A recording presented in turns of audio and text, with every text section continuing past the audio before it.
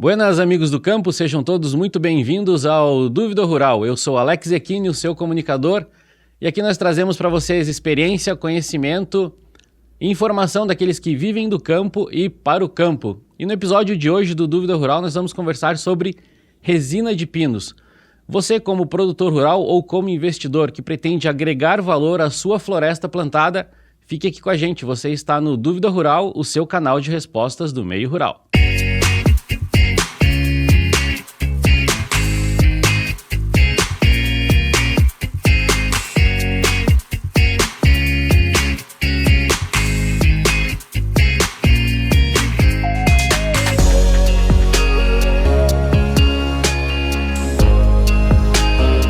Muito bem, e para conversarmos hoje sobre resina de pinos, nós trouxemos aqui o professor Gedri Borsoi, que é engenheiro florestal, possui mestrado em silvicultura e doutorado em manejo florestal e possui mais de 28 anos de experiência na área florestal. Professor Gedri Adriano Borsoi, seja muito bem-vindo ao Dúvida Rural. Obrigado pelo convite, Alex. É bom nem me lembrar dos 28 anos aí, que eu vejo que a certidão de nascimento está mais amarelada, né? Mas já é 28 anos aí de luta aí na questão florestal. Que bacana, eu acho que isso só agrega ainda mais valor ao setor florestal com todo esse tempo de experiência na área, né, professor? E tanta vivência também. A gente andou por muitos caminhos aí, né, desde da época de formação, né? Então, trabalhei bastante tempo como autônomo, trabalhei com muitas empresas, consultoria e etc. Depois fui para a questão do pós-graduação e etc. para fazer aí o doutorado e mestrado e doutorado. Bacana. Professor, eu gostaria que o senhor desenvolvesse um pouco mais, né, sobre essa sua trajetória no setor florestal e o que lhe trouxe hoje, né, a trabalhar ou a ser um entusiasta da resina de pinos. Gostaria que o senhor falasse para a gente um pouco dessa sua trajetória na área florestal e o que trouxe o professor a trabalhar hoje com resina de pinos e a estudar tanto sobre esse tema. Na verdade, o que me fez assim achar, né, buscar essa alternativa da resina foi que durante esse processo meu como engenheiro florestal, principalmente a parte que eu trabalhei com autônomo, com extensão e etc., fazendo projeto nas propriedades, principalmente de pequenos e médios produtores, a dificuldade que o pessoal tem durante o período em que você planta a floresta até chegar à época dos cortes. Então você tem lá o plantio, faz o primeiro desbaste por volta de 7, 8, 9 anos, que vai depender aí do tipo de solo, né, o crescimento dessa floresta. Depois no segundo desbaste, com 12 anos ali, você consegue tirar um pouquinho de lucro. E aí talvez mais um terceiro ou um quarto desbaste, né, vai depender do ciclo de corte que o produtor vai usar. E aí fica todo esse tempo aí esperando até a floresta crescer, né, engrossar para ter valor nos sortimentos de madeira. Então o que fazer para o pequeno produtor ter um ganho nesse intervalo? Porque ele fica lá com a terra improdutiva, bem dizer, né? A floresta está agregando como se fosse uma poupança, mas ele não tira o anual, né? Ele só vai tirar a hora que ele cortar a floresta com o intuito de beneficiamento da madeira ou de vender a árvore em pé para a produção de madeira, por fim, né? Mas a resina de pinos entra aí como uma alternativa de agregação de valor. Justamente. Então, qual a ideia, né? A resina de pino você vai fazendo a extração ao longo do ano. Então, você tem uma renda anual para trabalhar com a floresta e lá no final do ciclo eu tenho, então, a produção da madeira mais o que eu extraí de resina. Então isso dá um bom retorno econômico, tá?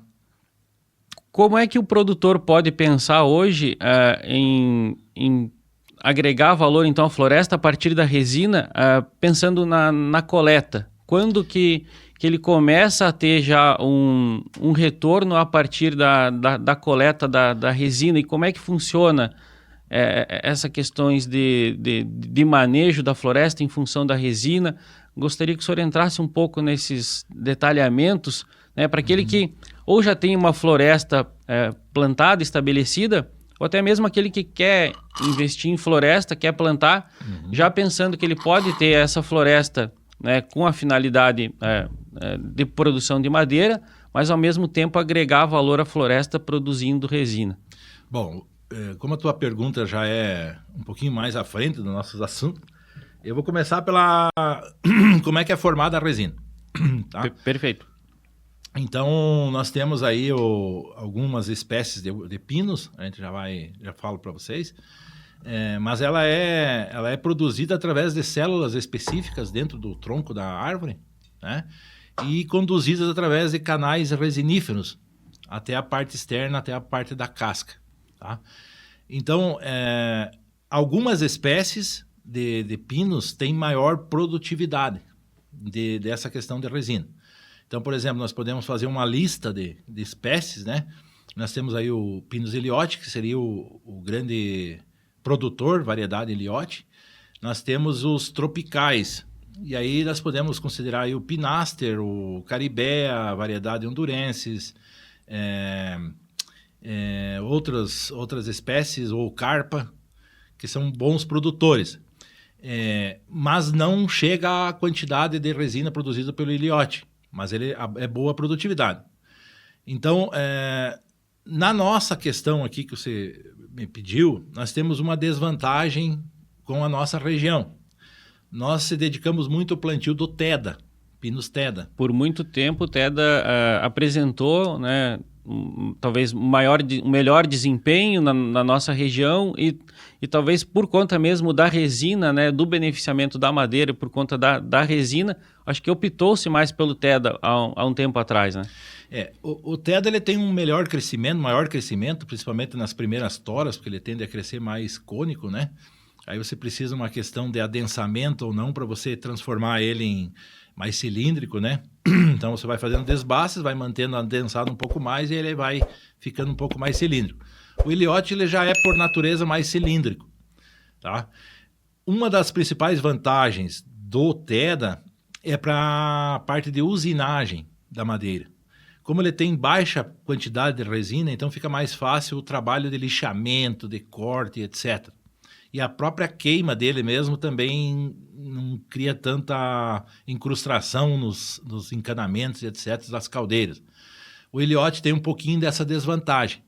Ele seria mais indicado para a construção civil, porque ele tem mais resistência, ele é mais durável devido à resina proteger contra ataque de pragas, doenças, né? Muda um pouco a densidade, a resistência relacionada à densidade também? A densidade do eliote é um pouquinho mais... ele é um pouco mais pesado, mais denso que o Teda, tá? Porque naturalmente ele já cresce menos, então os anéis de crescimento dele é mais próximos um ano após o outro, né? Então ele tem essa, vamos dizer assim, desvantagem comparada ao Teda. Mas ele tem a vantagem da produção de resina, menor quantidade de galhos, ficaria fácil você fazer desrama e etc. Sai mais barato. Sai mais barato, né, nessa questão. Ele é mais cilíndrico, então você tem um maior aproveitamento de madeira média na serraria, né?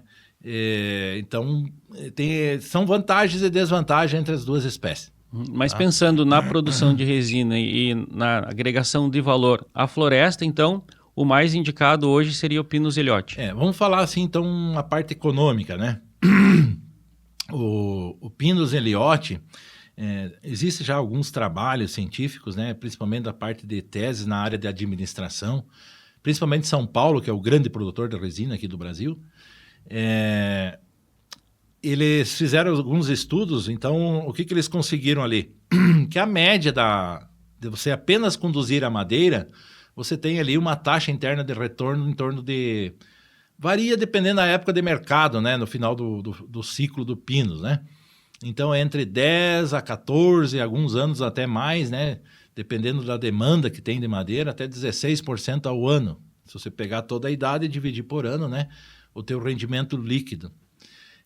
Se você agregar a resina, você pode chegar até 26 ou 30% da taxa interna de retorno. Que é praticamente quase dobra a taxa interna de retorno por conta de trabalhar com a resina.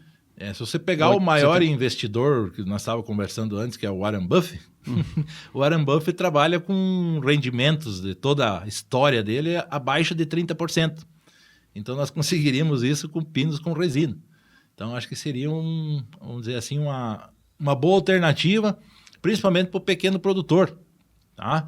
Porque esse pequeno produtor vai ficar esperando a madeira crescer lá, vai depender muito da compra de empresas específicas, dependendo do tipo de bitola.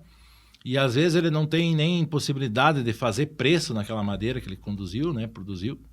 E aí a resina entra como um ganho anual. Tá? E aí ele pode trabalhar de outras formas também. Uma receita recorrente. Isso, então ele pode fazer ali, por exemplo, eu quero madeira, mas também resina, mas quero consorciar, por exemplo, com pastagem. Então posso fazer o plantio intercalado, né? Um espaçamento maior. Um espaçamento maior, faço um plantio lá com condução de pastagem de inverno e verão para gado, então posso fazer uns consórcios e vou extraindo resina dessa madeira.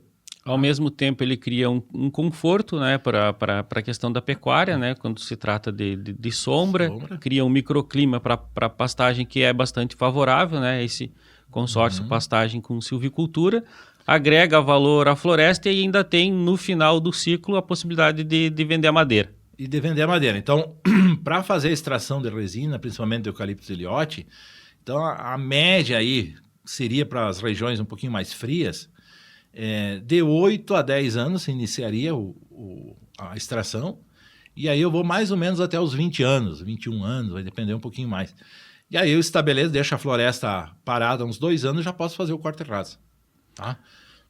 E em relação à periodicidade, né? Com 8 anos de floresta plantada, ele já pode iniciar a coleta da resina. Mas e a periodicidade? Ele consegue coletar essa resina anualmente e precisa de mais tempo para produção, uma vez que ele já iniciou essa coleta? Eu gostaria que o senhor entrasse nessas... A parte mais técnica isso, ali, né? Nessa parte aí, para que o produtor que esteja nos acompanhando entenda que pensar em plantar floresta para obtenção de resina precisa ter alguns cuidados e algumas previsões também. Como é que fica isso nessa questão? Bom, começando ali, vamos pensar em 10 anos, né? 10 anos região. Começar, porque nós estamos numa região mais fria, né? É preciso que a gente também coloque isso. O clima vai favorecer na produção de resina? Aí entra uma outra questão, tá?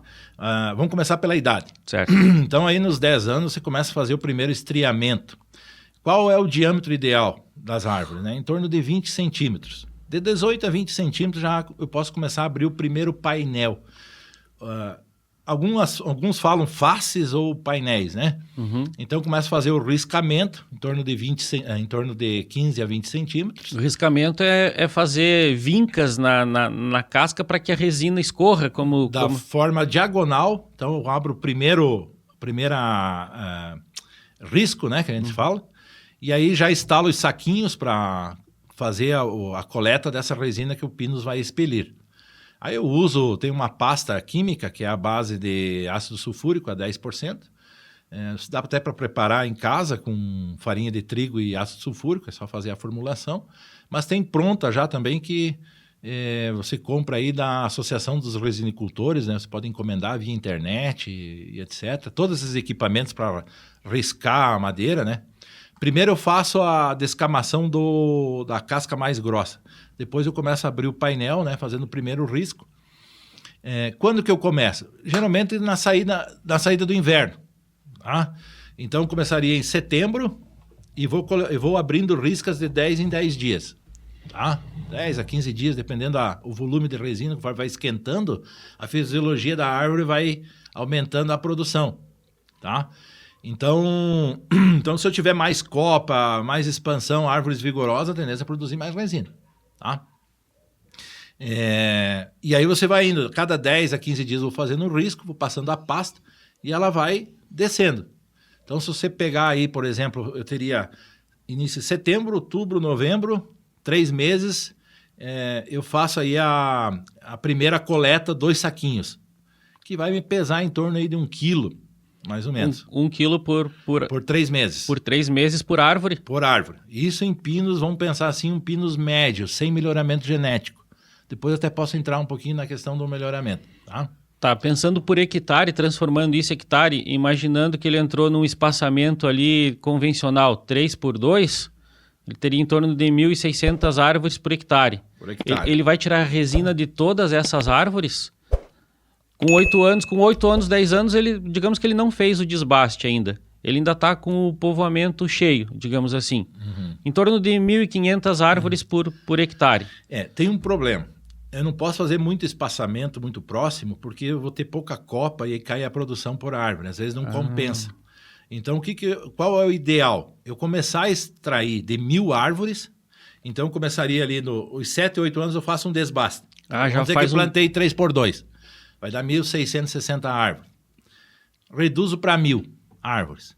Com bom diâmetro, todas para poder extrair resina. Tá? Então, eu vou extraindo... Deixa eu só terminar a quantidade de resina, aí nós entramos nessa parte.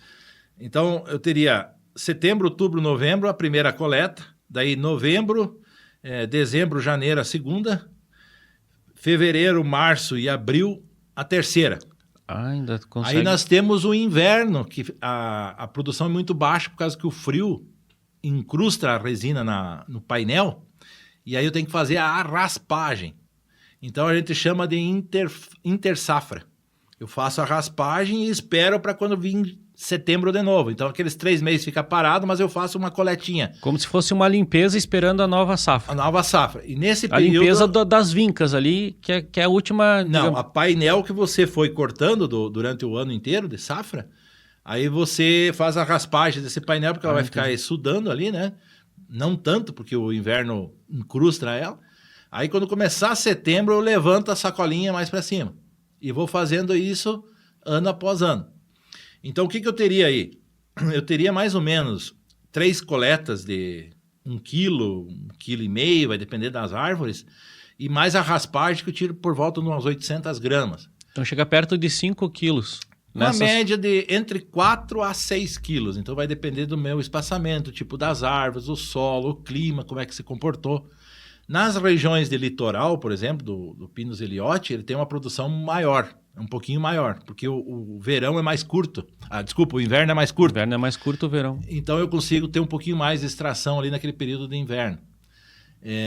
Então, se você fazer a conta ali, eu tenho 1.000 faces de extração, que eu tiro a média de 5 quilos. 5 toneladas. Eu teria 5 toneladas por hectare ano. Aí você vai me dizer, professor, mas aí lá pelos 12 anos eu vou ter que fazer desbaste, porque as árvores vão começar a competir. Não tem problema. Eu faço o desbaste, só que as árvores elas vão engrossar mais. Engrossando mais, eu consigo extrair uma outra face nas árvores que sobraram. Então, qual seria o ideal? Em vez de eu ter 1.000 árvores, a partir do segundo desbaste, que eu tenha 500 árvores.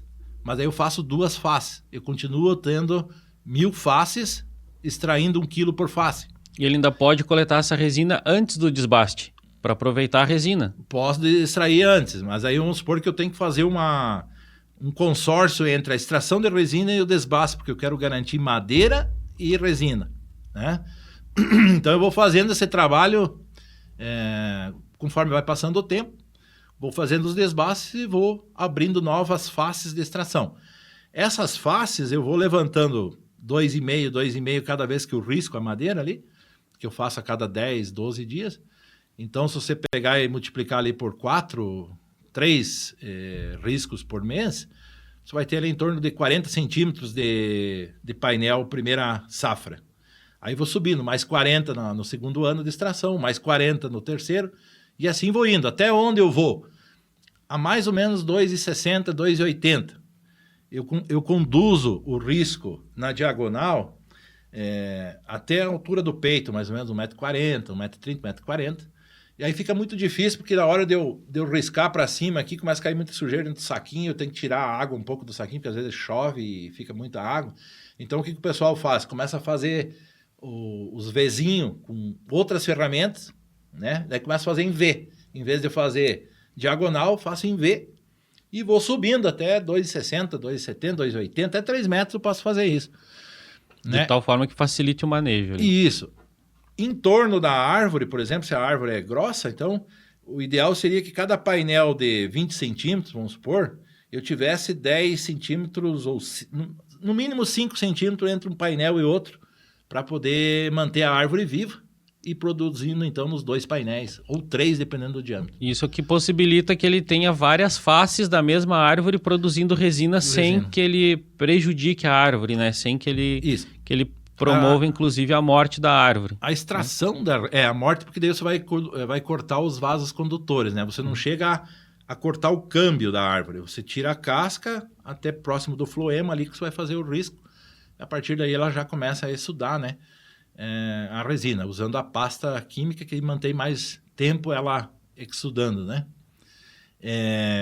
Mas o que nós podemos conseguir com isso, por exemplo? Se eu estou tirando aí em torno de 5 toneladas, né? Você multiplica por 10 anos de exploração, você tem 50 toneladas de resina num período de 10 anos, tá? É uma coisa assim, se você multiplicar pelo valor hoje, não sei se você vai querer saber de economia. Com certeza, quero saber do valor, porque até como a gente se propõe a trazer essas informações para o produtor rural, é importante que o produtor rural saiba, né, quanto ele pode ganhar produzindo resina, além do que ele sabe que vai ganhar produzindo madeira. Isso, então, se você pegar ali a extração da resina, hoje eu peguei e fiz uma média, eu procurei agora por último, depois que você me chamou para a entrevista, eu dei uma olhada nos preços, fiz a cotação dos últimos 10 anos e fiz uma média, ela gira em torno de 900 a 950 dólares a tonelada, tá? Agora, no período da pandemia, aí, que teve uma crise ali, né, de commodities, né, porque o mundo parou, a resina teve um estouro de preço, né, chegou a R$8.000 a tonelada. E isso que o dólar estava a 4,70. Tá? Então, se eu pegar uma média, aí, vamos botar 900 dólares, né, hoje 5,50. Vamos colocar 5 mil reais por tonelada. Então vamos botar 5 mil reais por tonelada para ter uma garantia, né? Então, vezes 5 dá 25 mil por ano por hectare. Tá? Então, esse é um valor que eu posso ir agregando ano a ano se eu preciso ter uma renda para manter a propriedade e assim por diante. Que no final do ciclo vai representar praticamente...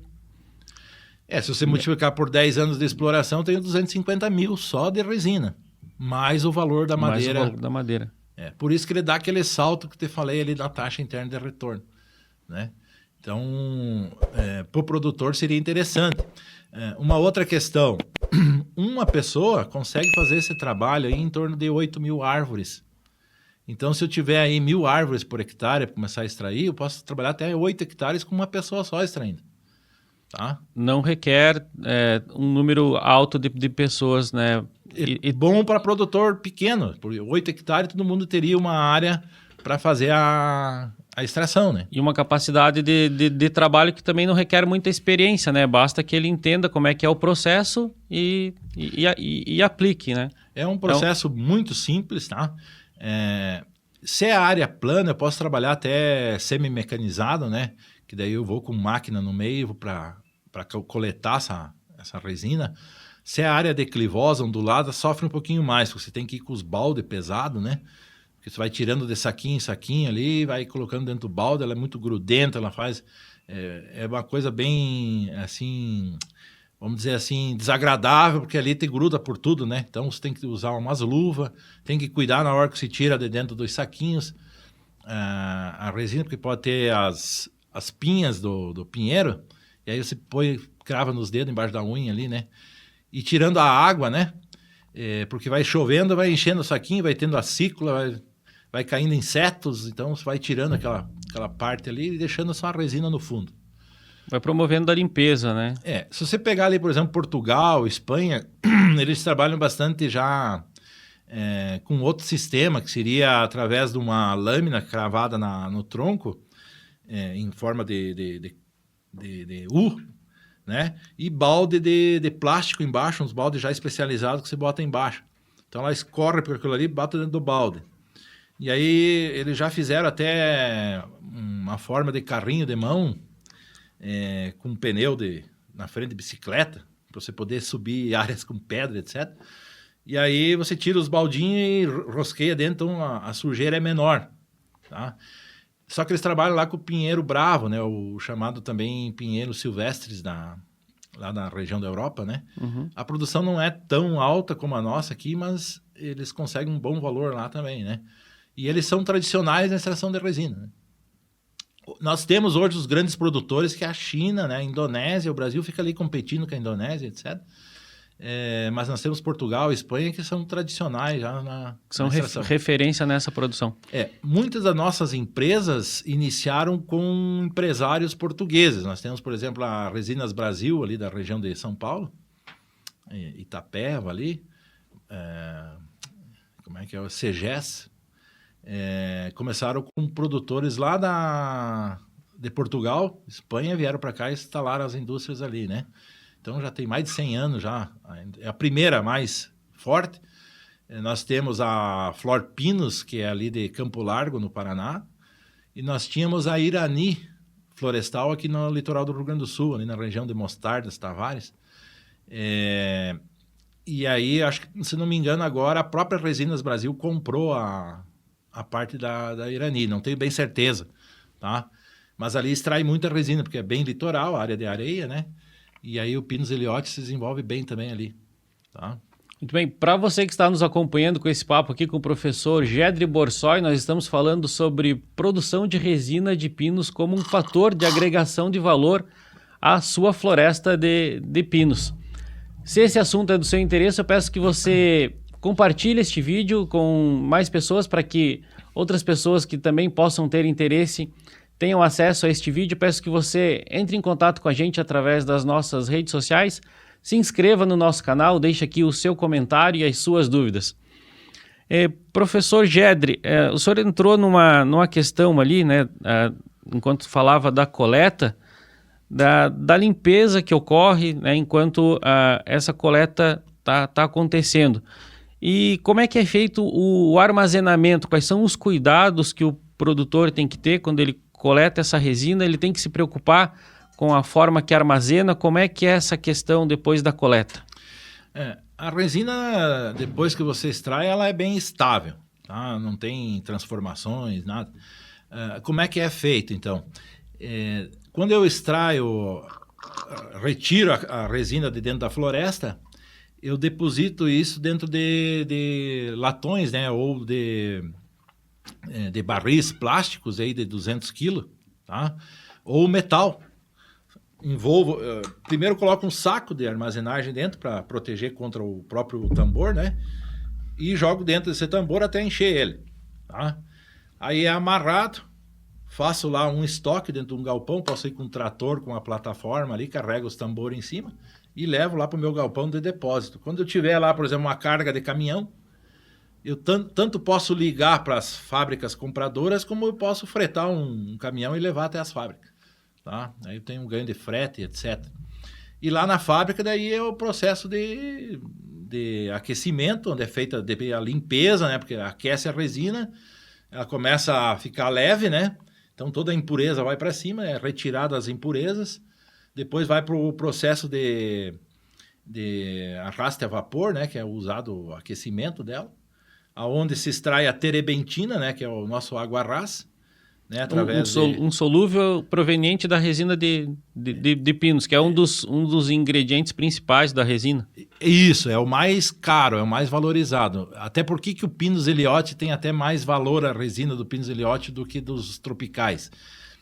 Porque o Eliotti apresenta a maior porcentagem de terebentina, que seria aí em torno de 17% a 18%. Enquanto os outros pinos ficam em 14%, 15%, então ela tem um valor um pouquinho mais agregado. O aproveitamento da resina é maior por conta da quantidade de terebentina na resina do Eliotti. Sim, ele tem uma cotação no mercado maior por causa da porcentagem de terebentina, né? E também a parte que sobra depois forma o breu, né? O breu ou a calafônia, que o pessoal conhecia muito antigamente como calafônia. E aí cada um desses ingredientes tem aplicações em diversas áreas, né? Então, por exemplo, pega o breu lá para adesivo, para tintas, para até goma de mascar. Até goma de mascar. Fabricação de pneus de carro. Então é grande. Até eu estava vendo por último que o pessoal está usando muito hoje para fazer pintura das faixas de BR. Que ela tem um sistema, uma manta plástica ali que a resina se adaptou bem, o breu se adaptou bem. E está sendo muito demandado para essas pinturas. Por conta da resistência, Acredito que sim, eu acho que é pela colagem, né? A forma que ela fica aderência no asfalto. Dessa parte química eu até não sou tão forte. Nós precisaríamos aí de do engenheiro químico, um químico industrial, para explicar melhor essa transformação.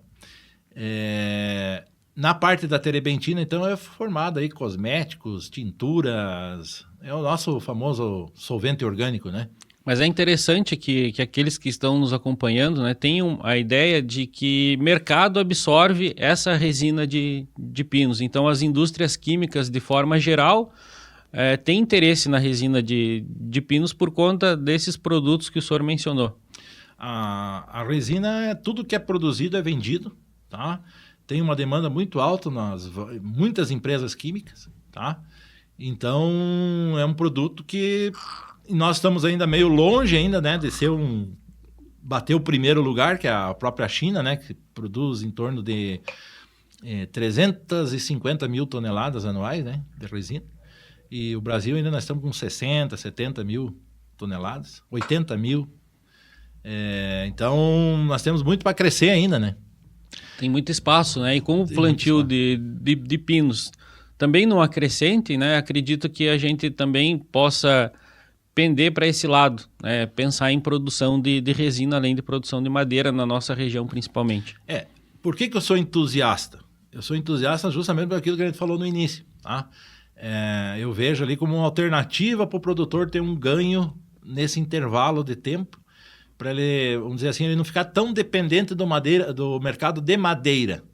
Então, eu teria um produto secundário que vai demandar meu trabalho familiar, e eu tenho, então, no final, um ganho maior, porque eu vou mantendo meu sítio, é um ganho a mais no sítio. Que possibilite uma renda recorrente enquanto ele aguarda, digamos assim, a renda que é proveniente do final do ciclo da floresta. Justamente. Então, por exemplo, hoje em dia você sabe que eu tenho minhas reservas legais lá de mato, etc. Então tenho gado, tenho plantio de lavoura, pastagem, gado de leite, mas também tenho pinos como madeira e como resina. Então eu acho que isso aí seria uma boa alternativa, principalmente na nossa região, nosso interior aí da cidade, né? E acredito que aumentando a produtividade, aumentando essa quantidade de gente interessada, as próprias empresas podem montar filiais aqui. Eu sei, por exemplo, a própria Resinas Brasil, dependendo da quantidade, ela começa a expandir fábricas. Então, por exemplo, eu vi que ela montou em Cascavel, no Paraná, oeste do Paraná, montou aqui em Formosa do Sul, aqui em Santa Catarina, lá no Rio Grande do Sul, botou uma fábrica em Rio Grande. Então, quer dizer, ela surgiu lá em São Paulo, lá na região de Avaré, lá, etc. E foi expandindo porque está demandando, né? Então, começando aqui seria um bom lugar, nós teríamos mais emprego, né? Os próprios empreendedores na nossa região poderiam fazer uma fábrica de consumo, né, nessa resina. E um produto 100% para exportação, tanto nacional quanto para exportação. E falando nessa questão, professor, de iniciar-se um movimento de produção de resina como forma de agregar valor na nossa região, quais são os estudos hoje que estão sendo feitos? Como é que está esse movimento na universidade, né? O senhor que hoje faz parte da Universidade do Estado de Santa Catarina, no curso de Engenharia Florestal, existe já iniciado algum estudo voltado para a produção de resina, para que a gente tenha ideia de que movimento a gente pode formar a partir disso na nossa região? Nós não se dedicamos aqui muito à produção, ao trabalho científico com resina. Estou com uma área do próprio CAVE, e nós vamos tentar fazer aí as implantação de alguns diferentes clones de pinos Eliote, para nós começar a fazer uns estudos de produtividade, tá? Mas estamos começando agora, tá? Aqui a gente se dedica muito ali na universidade com madeira mesmo, né? Então, trabalha mais a questão dos desbates, a manutenção, os tratos aviculturais, etc., para pinos teda ou plantio de araucária e outras espécies, tá? Mas o Eliote ainda está um pouco fora.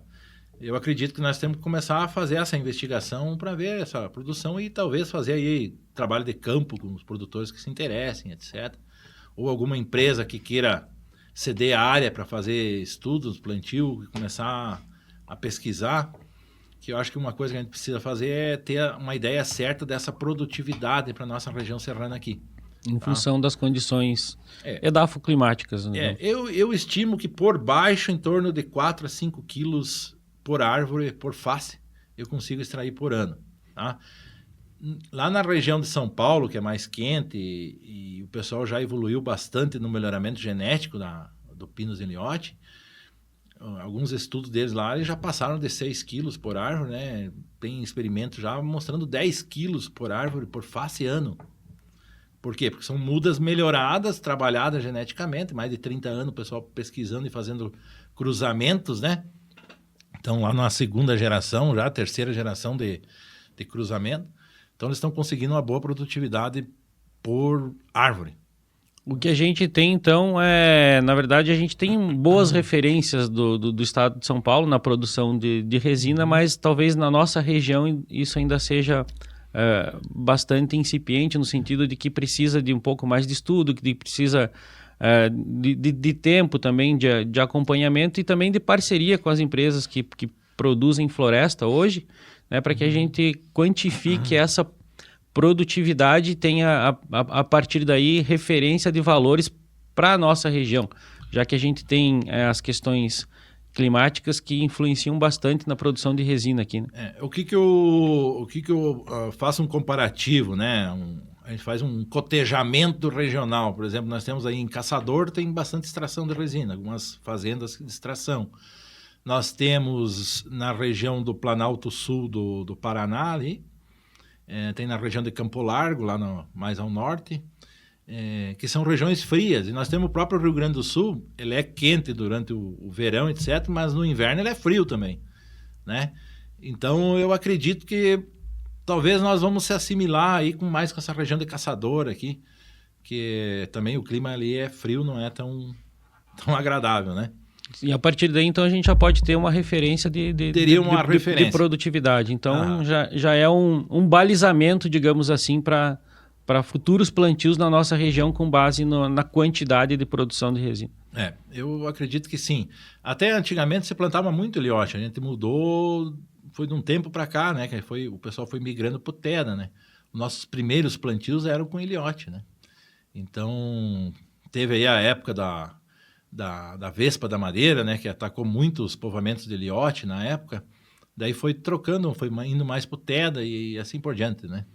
Que hoje já é um fator superado, né, para pinos, essa questão de Vespa da Madeira, no intuito de que muitos estudos já avançaram nesse sentido. Teve a questão aí da descoberta do nematóide, né? Na verdade não é a descoberta, foi trazido o inimigo natural lá da Austrália, né? E foi usado ali para combate da broca da vespa, né? E outros inimigos naturais, como a vespa, né? As ibálias, etc. E nós conseguimos fazer um controle aí, em torno de 95%, 98% dos povoamentos estão sob controle, devido ao uso dos nematóides. Na época, as associações das empresas se reuniram e todos começaram a combater, então conseguiu amenizar o problema da vespa. Ela tem o ataque maior no Teda, justamente porque ele não tem resina. Mas na época ela atacava muito o Elliott, né? Porque tinha muito Elliott. Então o pessoal trocou tudo que tinha aqui de Elliott, foi tudo pro Teda, daí já a garantia do nematóide, etc. E hoje nós temos aí com os povoamentos mais de 100%, mais de 100%, 100% de Teda, né? Então é questão mesmo de preferência em função daquilo que se quer produzir, né? Se está pensando em resina, né, preferencialmente que essa escolha seja pelo Elliott. Né? Hoje para você ter aí um rendimento bom, teria que ser o Elliott, né? O Teda produz muito pouquinho, que praticamente não compensa. Você vai ter muito custo para pouca produção de resina. Então o Elliott seria o nosso ideal aí para fazer os plantios. Professor Gedri, qual é o seu conselho, então, né, para que a gente possa entrar para a parte final do nosso podcast, para aqueles que estão na propriedade hoje com a floresta já implantada de pinos Elliott, talvez em uma faixa de idade já possível de extração de resina, para aqueles que querem implantar uma floresta, pensando em agregar valor, qual é o seu conselho para aqueles pequenos produtores que estão pensando em, agora, depois dessa nossa conversa, agregar valor à sua floresta como um fechamento aí que o senhor teria a dizer para esses produtores que agora, descobrindo esse valor da resina, querem partir para essa atividade na sua propriedade? Eu vou te dar o exemplo de um produtor ali da região do oeste do Paraná, que ele já estava aposentado, voltou para o sítio e começou a plantar ilhote pensando na extração da resina. Agora ele já está extraindo resina e ele fala o seguinte, que ele sente muito de não ter começado há muitos anos fazer isso. Acho que isso é muito comum da gente pensar, né? Bom, eu vou plantar uma floresta, mas vai demorar 20 anos para eu tirar algum dinheiro desse plantio. E quando tu vê, esses 20 anos já passaram e o 8 plantio... anos passa rápido. No caso de resina, com 8 anos já é possível iniciar já. esse... Uhum. Faço um desbaste e aí em seguida já posso começar a extrair em árvores aí em torno de 18 a 20 centímetros de diâmetro, né? Já pode começar a fazer esse trabalho. Se o cara não quer extrair 100%, ele pode extrair uma parte, ele pode extrair em 1 hectare. Ele vai guardando em tambores, a resina não estraga. Então, a hora que ele tiver lá a carguinha de um caminhão, alguma coisa assim, ele bota para vender. Mercado tem. Mercado tem. A resina sempre foi usada, né? Desde 1000 e poucos anos atrás, né? Para fazer proteção de navios, né? Cobrimento para impermeabilizar a entrada de água. Até as casas romanas era usada em cima uma parte para impermeabilizar a entrada de água. E veio a Idade Média. Então, vamos dizer assim, ela já é histórica. A gente que abandonou, né, essa ideia. E a extração comercial mesmo começou na metade do século passado, né? Devido à grande demanda das indústrias, fábrica de produtos novos e assim por diante. Então, voltou-se a extrair a resina. E como o senhor falou, né, alguns estudos ainda precisam ser feitos na questão de produtividade, mas é um mercado pujante, é um mercado que só tende a crescer, porque a indústria química, a indústria de cosméticos utiliza muito a resina na fabricação dos seus produtos. Só para você ter uma noção, se eu quisesse fazer um plástico sustentável, biodegradável, eu poderia fazer da resina. Então, se é a meta hoje, né, da questão climática, ambiental, etc., deixar os combustíveis fósseis de lado, nós poderíamos migrar para a resina, só que não vai ter resina suficiente para atender, tá? Porque ela é um polímero natural. Então, o que precisaria fazer? Uma mudança do fóssil, porque o fóssil é muito barato, você faz plástico a partir de resinas, né, do petróleo. Na resina nossa orgânica, então a gente usa para outros fins mais nobres, né? Porque ela já tem uma composição mais fácil de trabalhar, etc. Mas se eu quero um manejo sustentável, uma produção sustentável, carbono zero, tá? Então eu vejo a resina como uma alternativa. Fica aí o olhar para a resina do Pinus, particularmente do Pinus Eliotti. Isso mesmo. Tá? Muito bem, para você que esteve nos acompanhando nessa conversa aqui com o professor Gedri Borsoi, nós falamos sobre resina de pinos. Como produzir, como agregar valor à sua floresta produzindo resina de pinos, especialmente para aquele pequeno produtor, mas também para aquele que deseja investir em floresta com vistas à produção de resina como agregador de valor. Professor Gedri, eu gostaria de agradecer mais uma vez imensamente a sua presença aqui, por tantas informações, eu acho que por tanta contribuição também para aqueles que são produtores rurais, que possuem florestas na sua propriedade, para aqueles que desejam investir e agregar valor à sua produção. Mais uma vez, muito obrigado pela sua presença aqui. Eu que agradeço, Alex, a hora que precisar e oferecendo um chimarrão bom assim, a gente vem de novo. E não deixando passar sede, né? E não deixar passar sede, isso mesmo.